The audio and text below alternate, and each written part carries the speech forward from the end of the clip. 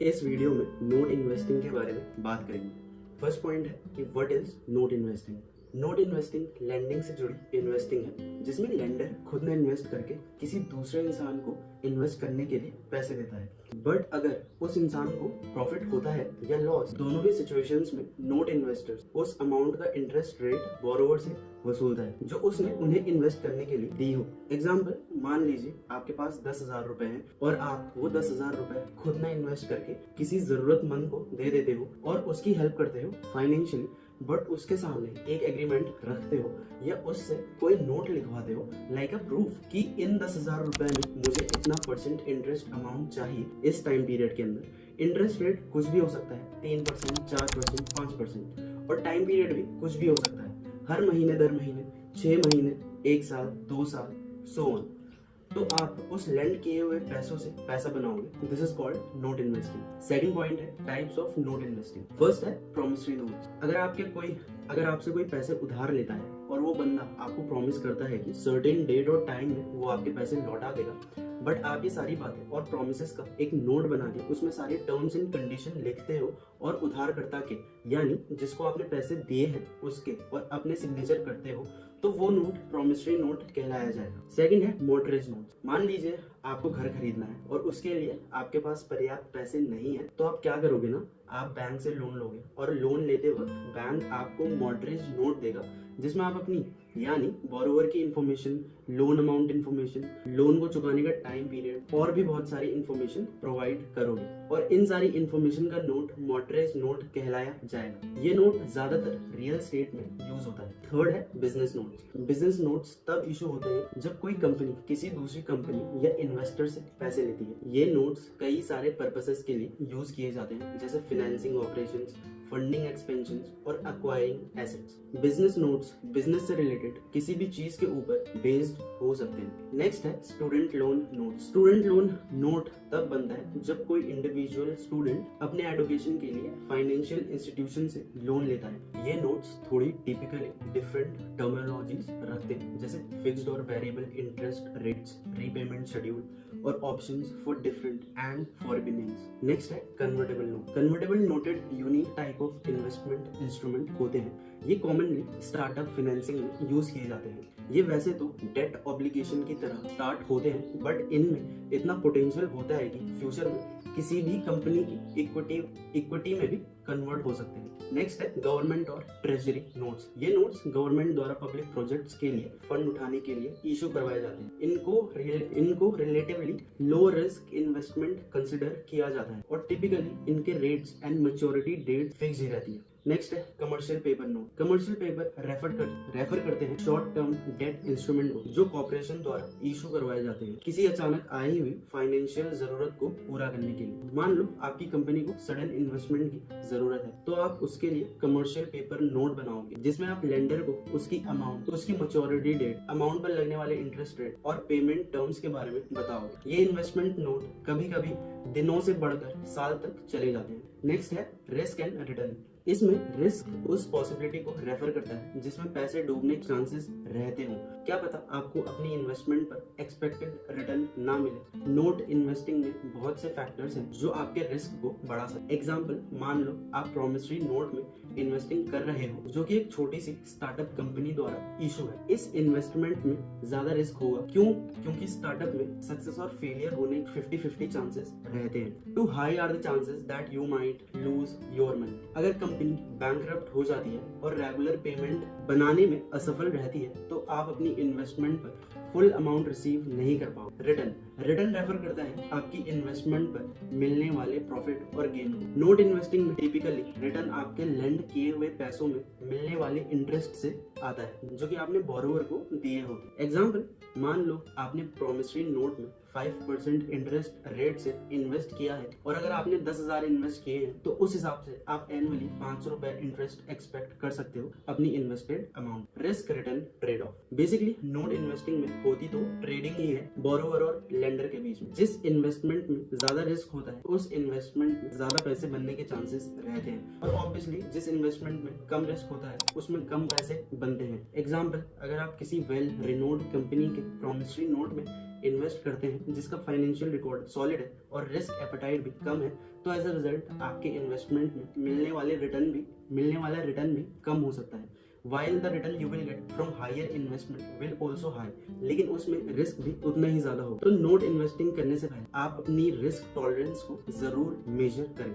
Next point, due diligence. मान लो आपको कोई सेकंड हैंड कार खरीदनी है, लेकिन उसे खरीदने से पहले आप उस कार के बारे में रिसर्च करते हो कि कार वाकई में गुड कंडीशन में है भी या नहीं, ताकि आपके साथ कोई स्कैम न कर दे। सेम चीज अप्लाई होती है नोट इन्वेस्टिंग में। आप किस नोट में इन्वेस्ट कर रहे हो, वो नोट कैसा है, उसकी हिस्ट्री और फ्यूचर प्लान्स क्या है, उसका रिजर्व फंड कितना है, आप ये सारी चीजें रिसर्च करोगे ताकि आपके साथ कोई स्कैम ना हो और आपको अपनी इन्वेस्टेड मनी पर अच्छा रिटर्न मिले। ड्यू डिलिजेंस में आप उस नोट के बारे में रिसर्च करने से स्टार्ट कर सकते हो, जिससे आपको आगे जाकर उससे वैल्यू मिले। अगर आप रिसर्च नहीं कर पा रहे हो तो आप किसी प्रोफेशनल बंदे को हायर करके उसका इंस्पेक्शन करा सकते हो। हमें किसी नोट में इन्वेस्ट करने से पहले उसकी ड्यू डिलिजेंस को मेजर कर लेना चाहिए कि अगर हम इसमें इन्वेस्ट करेंगे तो हमें क्या क्या रेपुटेशन फेस करने पड़ सकते हैं, और फिर सारी चीजों को इवैल्यूएट करके उसमें इन्वेस्ट करें। पॉइंट है नोट ट्रेडिंग। मान लो कि आप एक इन्वेस्टर हो जिसके पास उधारकर्ता के प्रॉमिसरी नोट्स जमा हैं और उन पर आपको इंटरेस्ट भी मिल रहा है,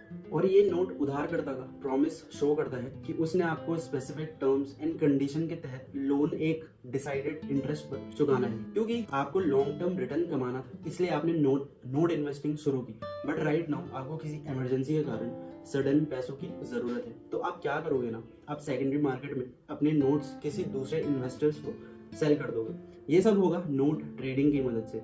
वहीं दूसरी ओर अगर आप मार्केट को बहुत क्लोजली मॉनिटर कर रहे हो और आपको अच्छी इन्वेस्टमेंट अपॉर्चुनिटी दिखती है, तो आप सेकेंडरी मार्केट में किसी दूसरे इन्वेस्टर से उसके नोट बाय कर सकते हो नोट ट्रेडिंग की मदद से। नोट ट्रेडिंग आपको फ्लेक्सिबिलिटी देता है अपने फाइनेंशियल गोल्स की तरफ जल्दी से पहुंचने के। नेक्स्ट पॉइंट है डाइवर्सिफिकेशन। ये तो आप लोगों ने सुना ही होगा कि do not put all your eggs in one basket. Mean एक ही जगह सारे के सारे पैसे मत इन्वेस्ट करो। अपने पोर्टफोलियो को जितना हो सके उतना डाइवर्सिफाई करो, मतलब डिफरेंट प्लेटफॉर्म्स में इन्वेस्ट करो। Same goes with diversification in note investing. मान लो आपके पास 20,000 रुपए हैं जिन्हें आप प्रॉमिसरी नोट में इन्वेस्ट करना चाहते हो, बजाय सारे के सारे पैसे एक प्रॉमिसरी नोट में इन्वेस्ट करने के।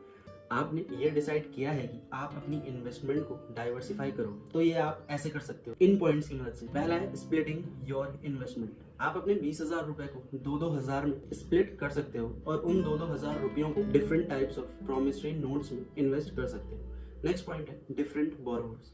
आप अलग अलग बोरोवर से नोट बाय कर सकते हो उनकी रिस्क एपेटाइट के अकॉर्डिंग। एग्जाम्पल के लिए borrower A, B, C, D हो सकते हैं। नेक्स्ट है वेरिंग टर्म्स। हर एक प्रॉमिसरी नोट में डिफरेंट टर्म्स हो सकते हैं, such as a varying interest rates, repayment period and collateral. इनके टर्म्स एंड कंडीशन के अकॉर्डिंग अपनी इन्वेस्टमेंट को डाइवर्सिफाई करना आपके रिस्क होल्डिंग पैटर्न को कम करता है। मैनेजिंग रिस्क, ये बहुत स्वाभाविक और बेसिक सी चीज है। अगर आपका बोरोवर किसी फाइनेंशियल डिफिकल्टी से सामना करता है तो आपका सारा का सारा पैसा नहीं डूबेगा, क्योंकि आपने एक ही जगह तो इन्वेस्ट नहीं किया होगा। आपके पोर्टफोलियो में जो दूसरे नोट्स होंगे वो आपको हेल्प करेंगे आपके लॉस को कम करने में। नेक्स्ट पॉइंट है लीगल कंसिडरेशन। इसका मतलब ये है नोट इन्वेस्टिंग करते टाइम आप एज अ इन्वेस्टर और अगला बंदा एज अ बोरोवर सारी चीजों से अवेयर है भी या नहीं। इन्वेस्टर कानून के दायरे में रह के इन्वेस्ट कर रहा है या नहीं। अगर आप कोई प्रॉमिसरी नोट खरीदने में इंटरेस्टेड हो तो here are the few legal consideration you should keep in mind. First है कॉम्प्लायंस विद रेगुलेशन। इसका ये मतलब है कि आपको as a investor rules and regulation के दायरे में रह के इन्वेस्ट करना चाहिए। आपको सारे रूल्स पता होने चाहिए regarding licensing, disclosure requirements, interest rate limits और इन्वेस्टर क्वालिफिकेशन। दूसरा है डॉक्यूमेंटेशन कॉन्ट्रैक्ट। जब आप प्रॉमिसरी नोट्स में इन्वेस्ट कर रहे होंगे तो आपके पास बोरोवर के सारे डॉक्यूमेंट्स और कॉन्ट्रैक्ट्स होने चाहिए, जिसमें सारे के सारे टर्म्स एंड कंडीशन लिखी होती है, जैसे कि आपने कितने का लोन दिया है, कितने इंटरेस्ट रेट पर दिया है, कितने टाइम पीरियड के लिए दिया है, वगैरह वगैरह। थर्ड है compliance with consumer protection laws. हमें ये भी देखना चाहिए कि जो बोरोवर है कहीं उसके राइट्स का बहिष्कार तो नहीं हो रहा है। मींस जब आप प्रॉमिसरी नोट्स में इन्वेस्ट करते हो तो रूल्स एंड रेगुलेशन के अकॉर्डिंग हमें ये भी देखना चाहिए कि बोरोवर को सही से ट्रीट किया जा रहा है या नहीं। क्या आप उनको लोन सही तरीके से दे रहे हो या नहीं। क्या आप लोन अमाउंट के अकॉर्डिंग उनसे कहीं ज्यादा इंटरेस्ट तो नहीं ले रहे?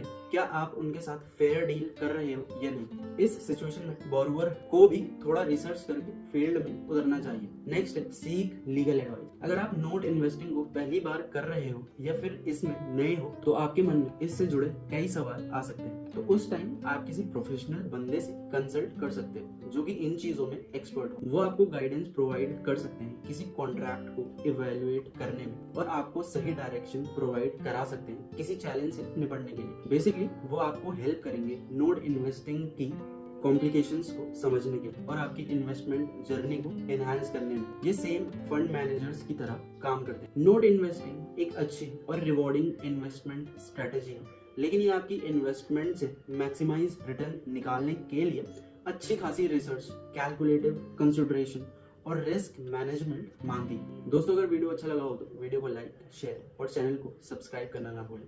More informative content is on the way. Thanks for watching.